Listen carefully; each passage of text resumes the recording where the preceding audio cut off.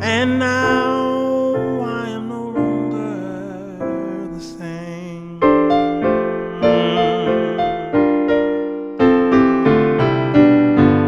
He touched me. Oh, he touched me. And oh, joy flooded my soul.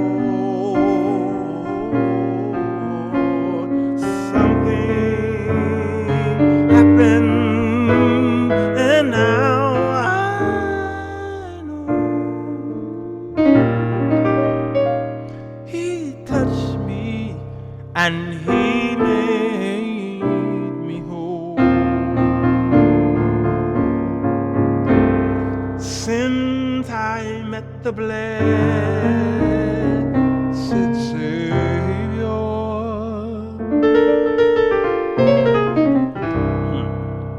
since he cleansed and made me whole, yeah, I will never cease to praise him. I'll shout it while eternity rolls.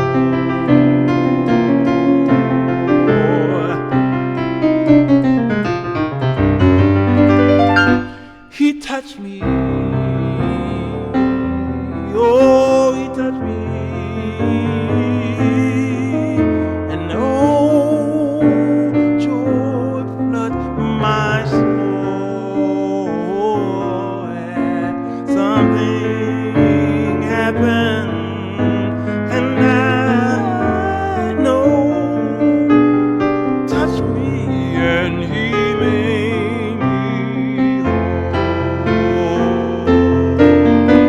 Touch me, oh, he touched me, oh, and oh, the joy flooded my soul. Yeah, something happened. Something happened. Something happened, and now I know.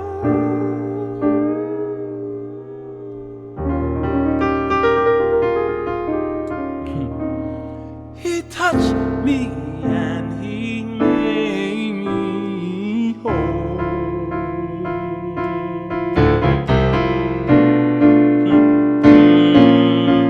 Well, he touched me, and he made me whole.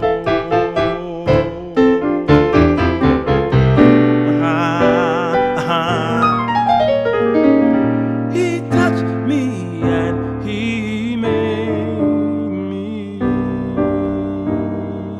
whole.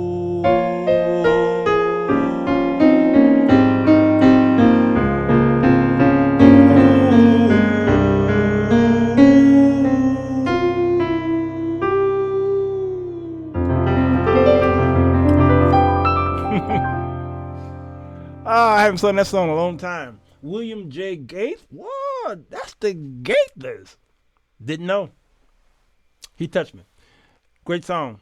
For a subject matter as this. This is the raising of Lazarus, although Lazarus is not mentioned in this particular Sunday school lesson. We know he's talking about Lazarus, but the focus on this one is the resurrection and the life in whom Jesus said he is, as he's speaking to Martha. It's good. It's a good lesson. Good lesson. See you in 60.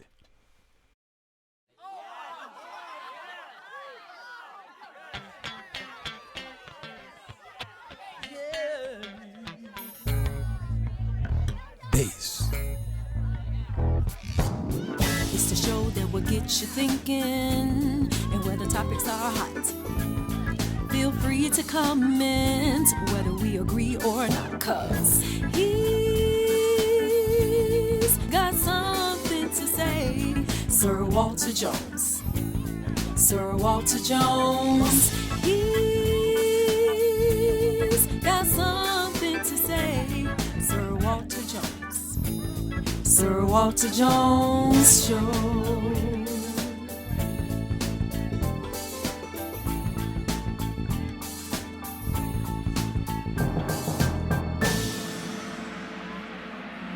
Come on in. The water's fine.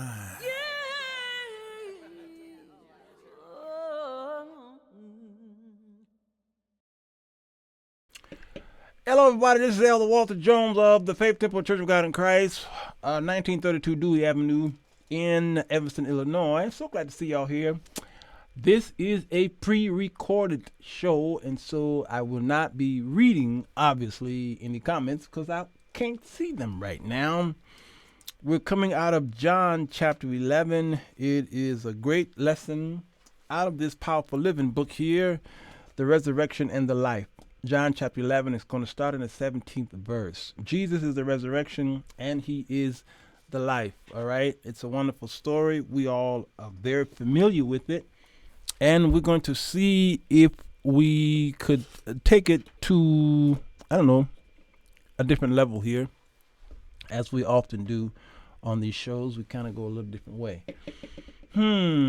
Where do I start? I guess I could start with the whiteboard here to see if we could bring up some challenging things. You're going to see here, for instance, Bethany, right? And the names of these towns mean something, okay? What was I doing here? It must have been from a show I did a couple of days ago. Bitcoin. Oh, okay. Names are very important to God. And you hear names that start with Beth. Okay, for instance. I believe this Bethany is the house of poverty, where you will see Bethany, okay? Other Beths that are very popular, obviously, is Bethlehem, and all of these start with house. That's what Beth is. All right, house. Bethlehem would be house of bread, I think. I think there's another town called Bethsaida. Y'all remember that? Sada? Okay, that's near the Sea of Galilee. That would be considered the house of fishing, obviously, because it's near the sea. It's a sea portal. Sometimes considered maritime, and then it's 4 o'clock. Thank you. Jerusalem. We know what Salem means. That obviously means peace. Okay, but Jerusalem is also house of. There it is, right there. Peace. Okay. All right. So these names do mean something. When you do see them, don't ignore them anymore.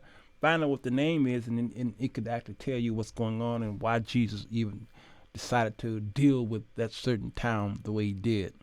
House of poverty. All right. So that's what we're dealing with today. The house of poverty. All right. So as we go into the lesson, if I could, I don't know what happened. If I can find it. All right. Here, a man named Lazarus was sick. Again, we know the story.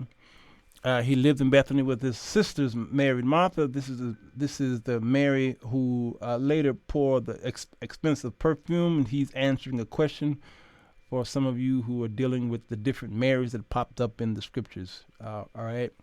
Magdalene is one, and Mary, the mother of Jesus, and another one, okay?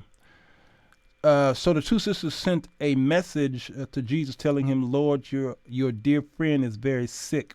Now, in my Bible here, it tells me that Jesus was quite familiar with them. They were like three peas in a pod, in a sense. Here, forgive me, I'm going to be coughing because something is in my throat. 2 miles east of Jerusalem, that's where Bethany was located. During the final week before the crucifixion, Jesus spent considerable time there with his friends, Lazarus, Mary, and Martha. You get it? So that's why the text said what it said. All right, let's go back. But Jesus heard about it. But when Jesus heard about it, he said Lazarus' sickness will not end in death. He already knew what he was going to do. Any other person would have went down there and took care of Lazarus' sickness, but Jesus didn't do it because he was in Jesus' form. He was trying to show them something. He was trying to point them to the timing of God, because with God, timing is everything. All right? Know what happened for the glory of God, and there it is right there, so that the Son of God will receive glory from this. So although Jesus loved Martha, Mary, and Lazarus, he stayed where he was for the next 2 days. Finally, he sat. Now, the 2 days is very important because we know after the third day, then something happens. Okay, again, names and significance and dates are significant in the story that we see in the scriptures. He said, let's go back to Judah, live on top of the... Okay, anyway. But his disciples objected. Nah, man. Only a few days ago, the people in Judea were trying to stone you. Why are you trying to go back there? And Jesus replied, there are 12 hours. I thought it was 24 hours in a day. Ain't that about something? That's why I say, y'all, that Jesus died on the Wednesday. There are 12 hours of daylight every day. During the day, people can walk safely. They can see because they have the light of the world. But at night, there is danger stumbling because they have no light. Our friend Lazarus has fallen asleep, but now I will go and wake him. Asleep. Same word that Paul uses. We should not all sleep. We shall be changed in a moment. The disciples said, Lord, if he is sleeping, he will soon get better. And they thought Jesus meant Lazarus was sleeping, simply sleeping, but Jesus meant he died. Paul meant the same thing. We should not all die. So he told them plainly, Lazarus is dead. He said, okay, you got me, boys. You got me. And for your sakes, I'm glad I wasn't there, for now you will really believe. Come, let's go see him. Again, he knew what he was doing. Thomas, nicknamed Twin, said to his fellow disciples, let's go to and die with Jesus. Ain't that something? When Jesus arrived at Bethany, he was told that Lazarus had already been in the grave for 4 days. All right. So that means a complete 3 days. Completely. Jesus had to get there on the 4th day to quell some of their Jewish beliefs. Why? Because they believe, the Jews believe that once a person died, that their soul or spirit hovers over them for about 3 days. Okay. And if the person comes alive, then he wasn't completely dead. It's just that he was in a suspended state. He was in a suspended state, and Jesus understood the superstitions and beliefs and cultures of the Jewish people, and so that's why he stayed away a full 3 days, came on that 4th day when it is obviously that they would have deemed Lazarus dead. If Jesus had came any earlier, then they would have given the resurrection credit to not Jesus or God, but to happenstance or nature. So Bethany was only a few miles down the road, and when Martha got word, and many of the people had come to console Martha. When Martha got word that Jesus was coming, she went to him, but Mary stayed in the house. Martha said to Jesus, Lord, if only you had been here, my brother would not have died, but even now I know that God will give you whatever you ask. Oh, what amazing faith this woman have. Your brother will rise again. And she like, yeah, well, duh. You rise when everyone else rises at the last day. She believes something here. Martha believes something. The resurrection. Everybody didn't believe in the resurrection. Jesus told her, I am. There's the I am again, the resurrection and the life. Anyone who believes in me will live even after dying. That doesn't make any sense. Jesus, why are you always causing these problems? How do we die and live? How do we live after we die? What? Okay. Everyone who lives in me, oh, now we get it, and believes in me, oh, now I get it, will never die, never ever die. Do you believe this, Martha? You believe this? Yes, Lord, she told him, I have always believed you are the Messiah, the Son of God. Always, always, always. She never doubted in her heart. Boy, I tell you, brothers, women, when they hold on to you, they're going to hold on to you for life. They will always believe the one who has come into the world from God. Then she returned to Mary. She called Mary aside from the mourners and told her the teacher is here and wants to see you. So Mary immediately went. And this is where the Sunday school lesson actually ends, right here. Again, we know the story of Lazarus and how he told him, Lazarus, to get up. All right. And we've heard many of the sermons about Jesus had to call Lazarus' name, because if he had just said get up, everybody in the grave would have got up. You know, everybody got their spin and twist on it. It's all cute, you know. It's all cute and lovable and cuddly, all right? Nevertheless, he called Lazarus up, and he was in his grave clothes, and he told them to loose him and let him go. let him breathe a little bit, okay? Unfortunately for Lazarus, though, Lazarus had to die again. Lazarus had to die again. You understand? He had to die again. And this is the different Lazarus that is in Luke chapter 16, Lazarus and the rich man. These are two different scenes here, the stories, all right? It's a great story, and it's the shortest one that Sunday school that I'm probably ever going to do, because I'm already done. This Sunday school lesson ends at verse 27, the resurrection and the life. All right. And it's saying here in the lesson aim, by the end of the lesson, we will discuss what the resurrection and the life in Christ means for us. Recall a time when we experienced joy in a situation that looked hopeless, and share with others the good news that Jesus is the resurrection and he is the life. Resurrection, and it definitely is the life. I think all of us have a testimony that we could share with someone about what Jesus did miraculous in our lives. All right. And some people won't believe what he did, but he did it.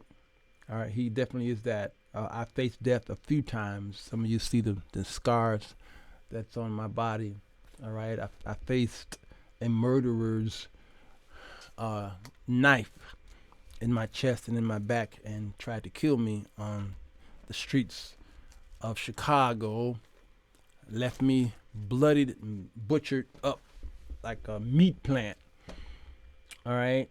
And the Lord raised me up.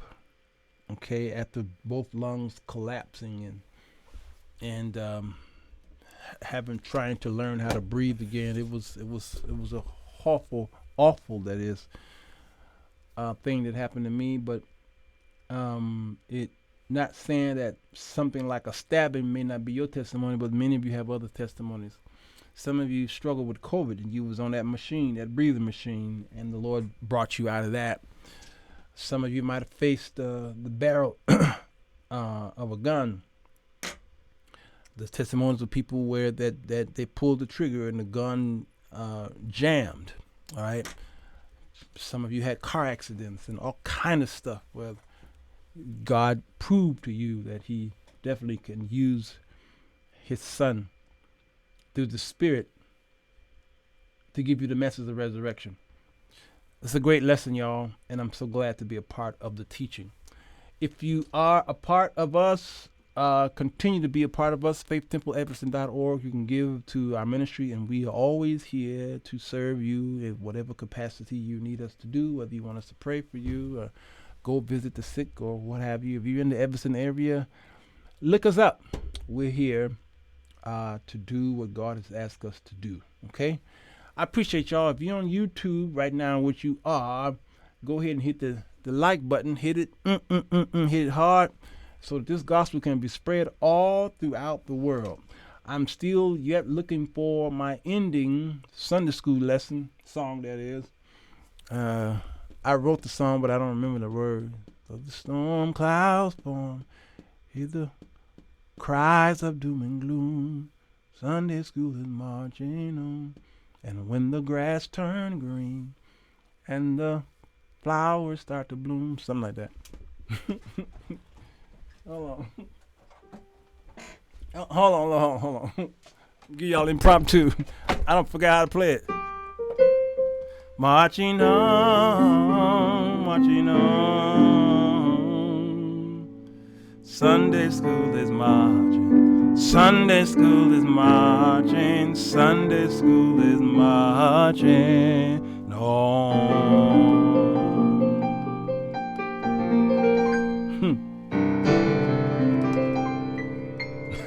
I think that's how it goes. All right, y'all. Take care of yourself. See y'all at some other point of time in my life. Sunday school.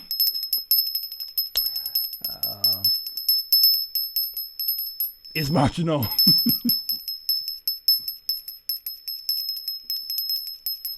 Well, goodbye. Goodbye. Goodbye. Goodbye. Enjoy yourself. Goodbye. Goodbye. Goodbye. Goodbye. Goodbye. Goodbye. Goodbye. Goodbye. Goodbye. Goodbye. Well,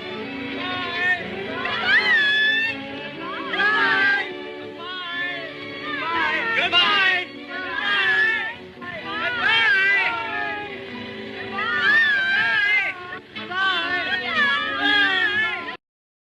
It's 10 p.m. Do you know where your children are?